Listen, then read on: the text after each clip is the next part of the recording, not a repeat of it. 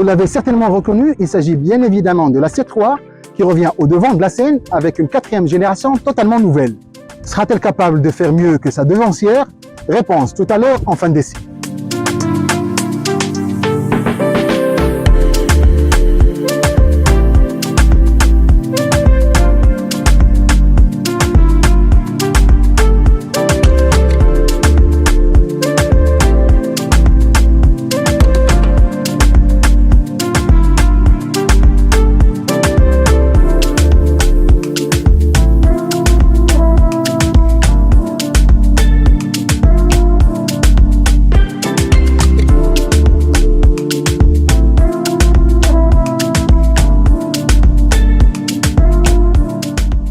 Depuis son lancement en 2002, la Citroën C3 est la plus vendue dans l'histoire de la marque.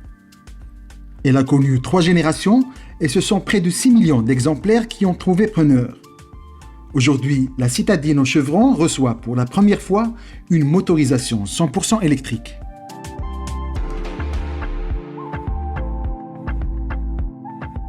D'un point de vue style, on voit clairement que Citroën a fait le choix de partir d'une feuille blanche pour faire évoluer sa C3.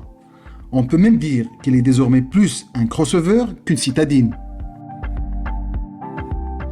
Côté style toujours, fini les rondeurs de sa devancière, elle adopte un look plus carré avec des lignes plus verticales. Sylvain Henry s'exprime pour nous à ce sujet.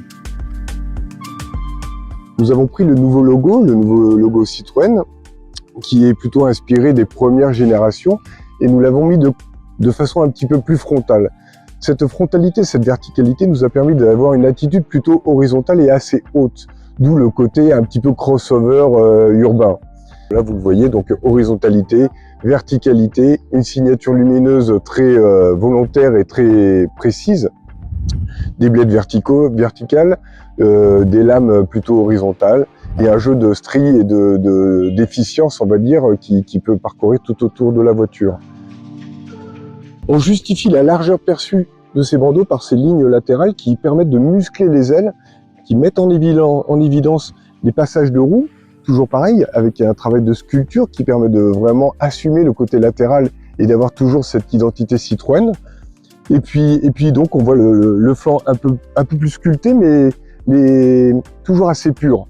Et ça nous permet d'avoir une connexion assez évidente entre l'avant et l'arrière, puisqu'on voit que cette ligne-là se répète sur l'arrière du véhicule, avec, comme à l'avant, cette sculpture, ces passages de roues avec ses chanfreins et ses chevrons, et la même identité de signature lumineuse à l'arrière, les 2 blades latérales, le lingot vertical et ce bel embellisseur, on va dire, ce bel élément glossy black, le logo, le même qu'à l'avant.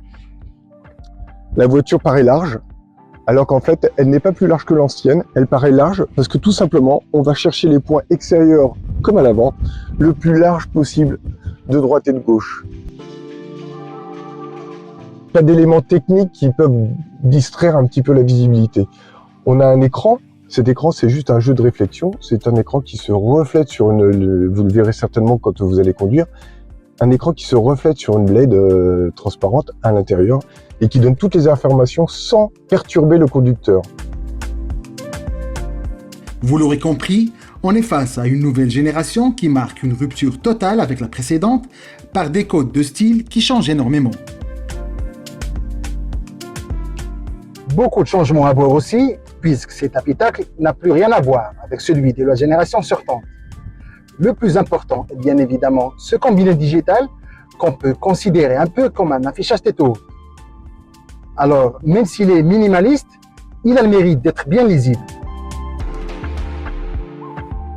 À bord toujours, on note également une position de conduite haute, rehaussée de 9 cm, un nouveau volant plus petit et plus ergonomique, un écran tactile de 10,25 pouces sur la finition haute seulement, puisque sur la finition d'entrée de gamme, on retrouve une simple station d'accueil du smartphone. Et côté habitabilité, la nouvelle C3 gagne 10 cm en hauteur et 10 litres en volume du coffre. Elle accueille toujours ses passagers dans un confort qui laisse la concurrence sur place, surtout à l'avant, grâce notamment à des sièges moelleux avec une mousse à haute densité. Concernant les aides à la conduite, on retrouve entre autres l'aide au freinage d'urgence, l'aide au démarrage en côte, l'alerte de franchissement de ligne, la reconnaissance des panneaux et de vitesse ou encore la navigation 3D. À souligner par ailleurs que cette nouvelle génération est basée sur la nouvelle plateforme multi-énergie Smart Car du groupe Stellantis qu'elle partage avec son frère aîné, le nouveau C3 Aircross. Pour cette 4e génération, il n'y a plus de diesel au catalogue. Aujourd'hui, c'est un bloc essence PureTech de 100 chevaux qui a été adopté, aux côtés d'une version 100% électrique. Pour l'année prochaine, ce sera autour d'une version MHEV 48 volts de rejoindre la gamme.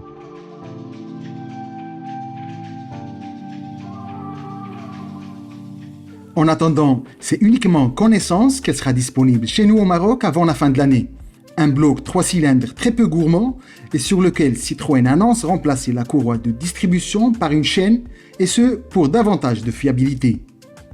Côté agrément de conduite, la nouvelle venue conserve et améliore sa qualité première, à savoir le confort à bord. Un confort renforcé par des suspensions à butée hydraulique. Les 100 chevaux et les 205 Nm de couple dont on dispose sous le capot répondent largement aux besoins d'une citadine polyvalente. À souligner également que ce bloc essence est couplé à une boîte manuelle à 6 rapports et que la consommation mixte annoncée par Citroën est de 5 litres au 100, de quoi parcourir facilement plus de 600 km. Sachez enfin que cette nouvelle C3 s'affiche à des tarifs des plus compétitifs du marché. Elle débute en Europe à moins de 15 000 € pour la finition U et à moins de 20 000 € pour la finition Max, beaucoup mieux équipée et qui fera certainement l'essentiel des ventes.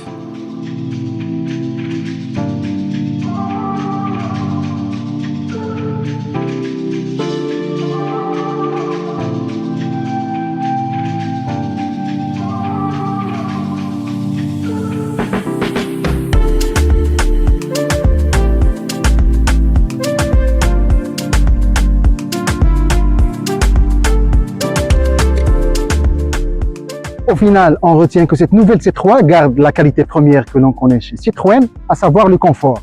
Seul petit bémol à noter au niveau du moteur qui se fait légèrement entendre sur autoroute. Mais compte tenu de son look branché et ses tarifs bien étudiés, elle garde toutes ses chances pour faire mieux que sa devancière.